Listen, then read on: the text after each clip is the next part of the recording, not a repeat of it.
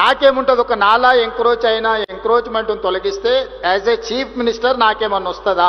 నాకేమన్నా ప్రయోజనం ఉందా? ఒక చెరువును పునరుద్ధరిస్తే బతుకమ్మ కుంట పునరుద్ధరించిన నేనేం స్విమ్మింగ్ పూల్ గా వాడుకోను కదా దాన్ని. ఆ ప్రాంత ప్రజలకు ప్రయోజనము. సున్నం చెరువును పునరుద్ధరిస్తే మీకు ఈ ప్రాంతంలో ఉండేటోళ్ళకే ప్రయోజనము.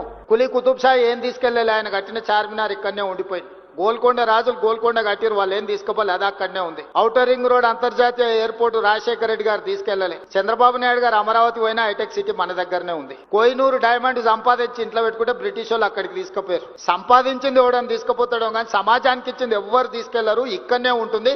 ఆ మాత్రం జ్ఞానము పరిజ్ఞానము అవగాహన తెలంగాణ రాష్ట్ర ముఖ్యమంత్రిగా నాకుంది. నేను నిర్మించదలుచుకున్న ఫ్యూచర్ సిటీ 1000 ఏళ్లైనా ప్రపంచానికి ఆదర్శంగా నిలబడే ఒక గొప్ప నగరంగా తీర్చిదిద్దుతా.